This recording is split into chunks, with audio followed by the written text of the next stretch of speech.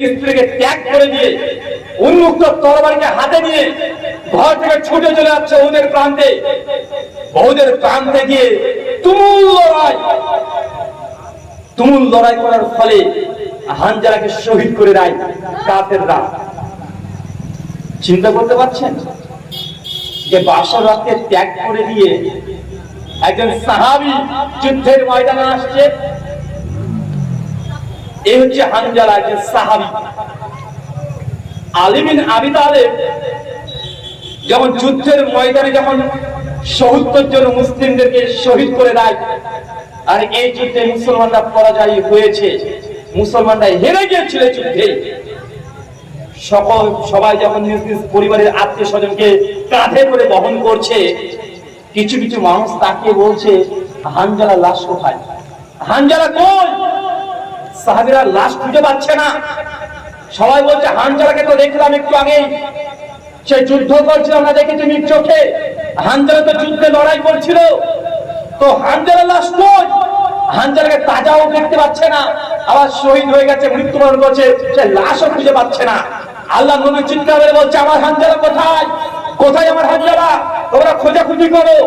একটু পর কিছু সাহাবীরা দূর থেকে বলছে, ইয়া রাসূলুল্লাহ, ওই দেখেন দূরে হানজালার লাশ।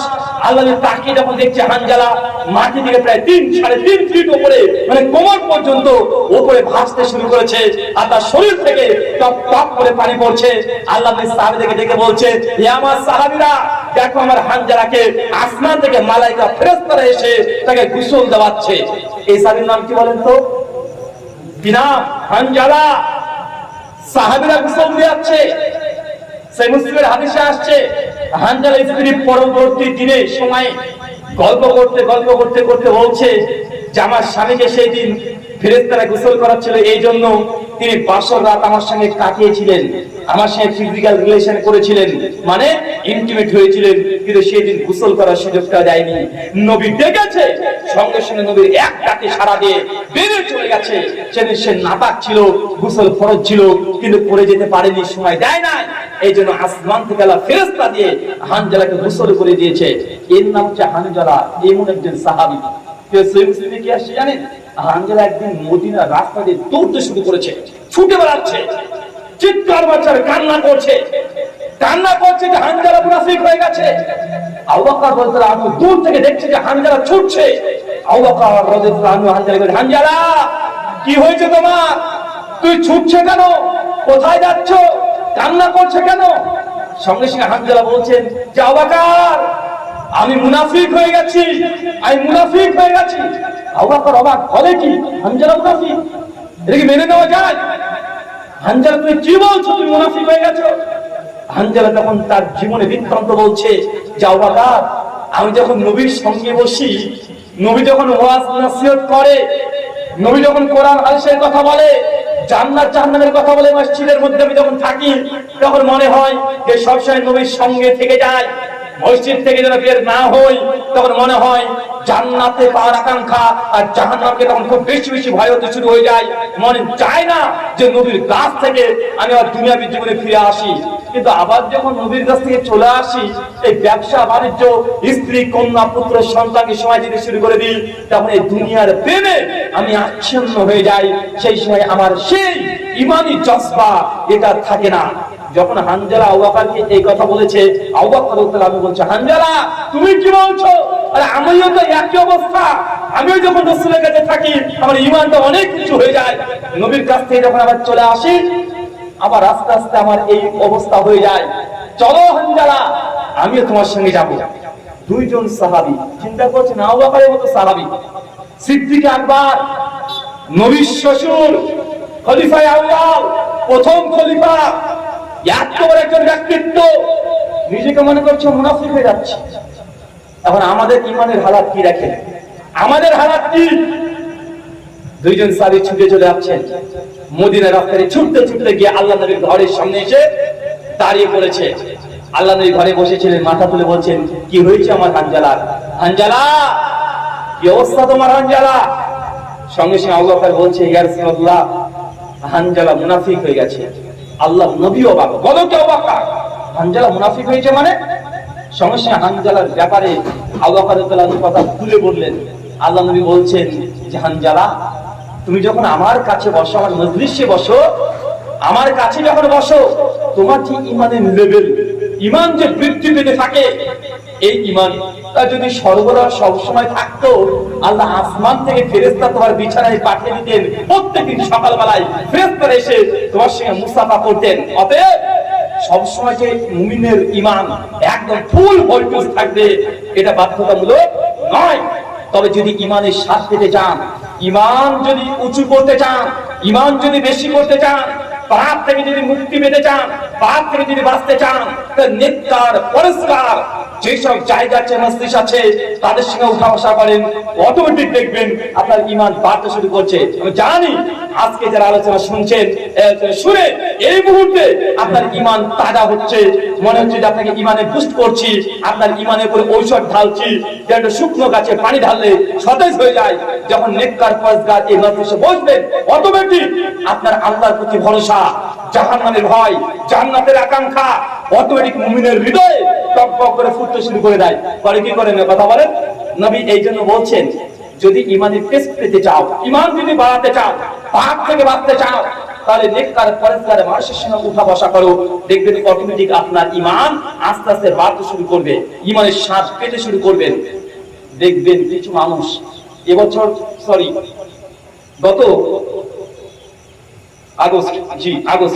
গত আগস্টে আমি মালয়েশিয়া গিয়েছিলাম, কিছু প্রোগ্রাম ছিল। মালয়েশিয়ার কুয়ালালামপুর শহর, ক্যাপিটাল সিটি অফ মালয়েশিয়া। ওখানে ডাক্তার জাকির নায়েক আলহামদুলিল্লাহ এখন তার বাসস্থান মানে বাড়ি মালয়েশিয়া সরকার মোহাম্মদ মাইতি তাকে সিটিজেন দিয়ে দিয়েছে। ডাক্তার জাকির নায়েকের বাড়ি হচ্ছে পুত্রাজা। আলহামদুলিল্লাহ তার সঙ্গে সাক্ষাৎ হয়েছে আমার, তার সরাসরি তার বাড়িতেই দাওয়াত দিয়েছিলেন, গিয়েছিলাম, অনেক আলোচনা হয়েছিল। ডক্টর জাকির নায়েককে আমি একটা প্রশ্ন করেছিলাম শেষে, দীর্ঘ তার সঙ্গে মিটিং হওয়ার পরেই প্রশ্ন করেছেন, স্যার এই গোটা বিশ্ব জগতে আপনাকে মানুষ এক নামে চেনে আলহামদুলিল্লাহ, এবং আপনাকে দেখে অমুসলিমরা ভয় করে রীতিমতো। আমেরিকার মতো ক্ষমতাধরশীল দেশ ডাক্তার জাকির নায়েকের ভিসাকে ক্যান্সেল করে দিয়েছে। কেন?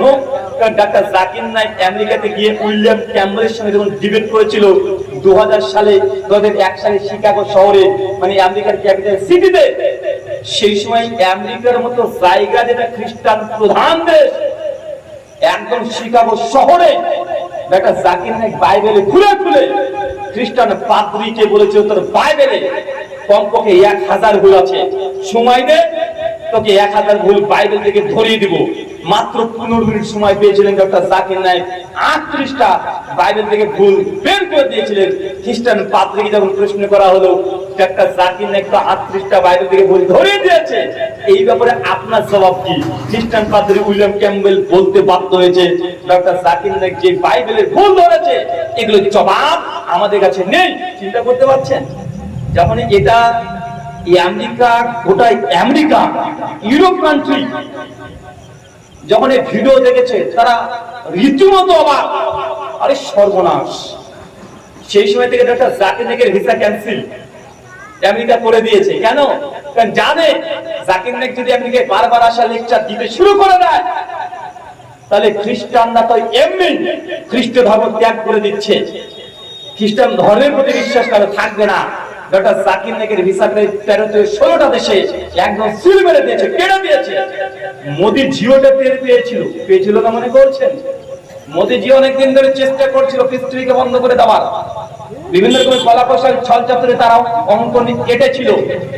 কিছু না পাওয়ার পরেও বিভিন্ন মিডিয়া, ইন্ডিয়ান মিডিয়াগুলো ডক্টর জাকির নায়েকের বিরুদ্ধে মিথ্যা খবর চালিয়ে ডক্টর জাকির নায়েককে ফাঁসিয়ে তারপরে দেশ থেকে তাকে বিতাড়িত করা হয়েছে। বলছে কি করেনি কথা বলেন? ডক্টর জাকির নায়েকের উপরে সবচেয়ে বড় যে অ্যালিগেশন, অভিযোগ ছিল কি, ডক্টর জাকির নায়েক জঙ্গি সন্ত্রাসবাদকে তিনি প্রশ্রয় দেন। যে ভিডিও চালিয়েছিল ডক্টর জাকির নায়েকের ভিডিও কি, ডক্টর জাকির নায়েক নাকি বলেছে every Muslim should be terrorist, মানে প্রত্যেক মুসলিমের টেররিস্ট, সন্ত্রাসী হওয়া উচিত। ভাই ডক্টর জাকির নায়েক এই কথা বলেছে? এই কথা বলেনি। মানে ডাক্তার জাকির নায়েকের পেছনের কথা কেটে বাদ দিয়েছে, আগের কথা কেটে বাদ দিয়েছে। কেন এখন মিডিয়ায় দেখছেন না অনেক বড় বড় রাজনীতির ব্যক্তিত্ব এসে বলছে যে কোরআন হচ্ছে জঙ্গির বই। কেন? কোরআনে বলেছে অমুসলিম হিন্দুকে যেখানেই পাবে সেখানে হত্যা করবে। সূরা তওবা 5 ভাই এরকম রেফারেন্স দিচ্ছে না?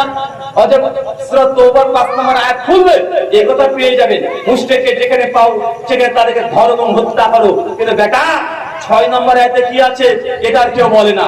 6 নম্বর আয়াতে আল্লাহ জানিয়ে দিয়েছেন মুশরিকরা যদি সন্ধি করতে চায়, যদি যুদ্ধ থেকে বিরতি থাকতে চায়, তাহলে অবশ্যই তাদের সঙ্গে সন্ধি করে নাও এবং তাদের জন্য কল্যাণকর যে জায়গা সেখানে ভালো মতো ফিরিয়ে দাও। ইসলাম আগে থেকে যুদ্ধকে পছন্দ করে না। কেউ যদি মিসকোট করে একটা ভালো মানুষকেও ভিলেন সাজানো যাবে কি যাবে না? যাবে কি যাবে না? যাবে। ডাক্তার জাকির নায়েক প্রশ্ন করেছেন, স্যার গোটা বিশ্ব জগতে আল্লাহ সুবহানাহু ওয়া তাআলা আপনাকে সম্মান আর মাকাম দিয়েছে, আমি বিশ্বাস করি যে আপনার এমন কোন আমল আছে, এমন কোন গোপন আমল আছে যে আমলের বরকতে আল্লাহ আমলটাকে কবুল করে আপনার পরে এরকম রহমতের চাদর দিয়ে আপনাকে ঘিরে ধরেছে। তো কি আমল বলবেন? যদিও তিনি তার আমলের কথা বলেনি, এটা তার গোপন আমল, তবে তিনি বলেছেন জি হ্যাঁ কিছু আমল আছে, কিন্তু আমল তিনি শেয়ার করতে চাননি। মনে রাখবেন চাচা, ছোট ছোট আমলের পাওয়ার অনেক বেশি। 5 ওয়াক্ত নামাজ, রোজা, হজ, যাকাত এগুলো ফরজ, এটা তো করতেই হবে। কিন্তু আপনার যদি গোপন কোনো আমল থাকে আর যে আমলটা চিরস্থায়ী একদম নিরন্তর করেন, কখনো আপনি মিস করেন না। হতে পারে 2 রাকাত নফল নামাজ, হতে পারে এমন কোন ব্যক্তি বেশি বেশি কোরআন মাজিদ পাঠ করে, মানে সুযোগ পেলে কোরআনটাকে খুলে কোরআন পড়তে শুরু করে দিচ্ছে, পাশে আছে কোরআন পড়ছে, ঘুমের আগে কমপক্ষে 1 রুকু পড়ে ঘুমায়, ফজরও পড়ে 1 রুকু পড়ে। দেখবেন কারো কারো এরকম আমল আছে যে অতিরিক্ত কোরআনের সঙ্গে সম্পর্ক। হতে পারে এমন মানুষ যে জিন্দেগিতে তাহাজ্জুদের নামাজকে পরিত্যাগ করে না, এটা একটা আমল। এমনও হতে পারে কোন মানুষ আছে যে জামাত কখনো মিস করে না, আছে না? নাই কথা বলেন। এই যে ছোট ছোট আমল, এগুলো বরকত ফজল আল্লাহ অধিক পরিমাণে দেয়। যদি জীবনে, যদি এই দুনিয়াবী জীবনে যদি সফল হতে চান, ইমাম আহমদ ইবনে হাম্বল রাহিমাহুল্লাহ বিখ্যাত গ্রন্থ আছে কিতাবুজ জুহুদ, মানে দুনিয়া বিমুখতা, মানে দুনিয়া থেকে দুনিয়াকে অর্থহীন মনে করা। ইমাম আহমদ বিন হাম্বল মুকাদ্দমে লিখছেন ছোট ছোট গুনাহ মানুষের যদি আমলে থাকে তাহলে একটা সময় এই ছোট গুনাহই মানুষকে কাবিরা গুনাহ থেকে ঝুঁকিয়ে নিয়ে চলে যায়। আর কোন মানুষের মধ্যে যদি ছোট্ট একটা আমল যদি থাকে, এই আমলটা এই দুনিয়াবী জীবনে মানুষকে সফল করে দেয়। তাই আপনি যে কোনো একটা আমলকে খাস করে নেন আপনার জন্য, হয় কোরআনের সঙ্গে সম্পর্ক রাখেন, অথবা এক্সট্রা সুন্নাত নামাজ পড়েন নফল, অথবা তাহাজ্জুদে অভ্যস্ত হয়ে যান, অথবা এমন নিয়ত করেন আমি কখনো জামাতে মিস করব না। ব্যতিক্রম হতে পারে, কিন্তু আপনার টার্গেট থাকবে জামাতে মিস করব না। যদি আপনি এটা যদি কন্টিনিউয়াসলি করতে থাকেন, ইনশাআল্লাহ দেখবেন দুনিয়াবী জীবনে আপনি যা দোয়া করবেন খুব দ্রুত আল্লাহ আপনার দোয়াকে কবুল করবেন। আপনার যা লক্ষ্য বা যা নিয়ত, এগুলো আল্লাহ খুব দ্রুতই পূরণ করে দিবে। ইমাম আহমদ বিন হাম্বল বলছে, তাই মানুষের, প্রত্যেক মানুষের, মুমিনের হাতিয়ার হচ্ছে নেক আমল। কি আমল? কথা বলেন। নেক আমল ছোট্ট, আরে ফরজ নামাজ, রোজা, হজ, যাকাত এগুলো তো ফরজ, করতে বাধ্য, না করলে জাহান্নামে যাবে। কিন্তু আমল থেকে যদি দুনিয়াবী জীবনে পরকালে লাভ পেতে চান, গোপন গোপন আমল করা প্র্যাকটিস করতে হবে। যদিও হয় এমন যে না আমার কাছে জীবদ্দশায় এমন কোন মানুষ এসেছে দান চেয়েছে আমি দান দিইনি, এমন যেন না হয়। এটা একটা আমল। যে চেয়েছে 1 টাকা হলেও দিয়েছি, টাকা পয়সা ছিল না, আমার কাছে ঝোলাটা এসে ধরেছে যে ভাইজান মসজিদের জন্য কিছু দান করেন, মাদ্রাসার জন্য দান করেন।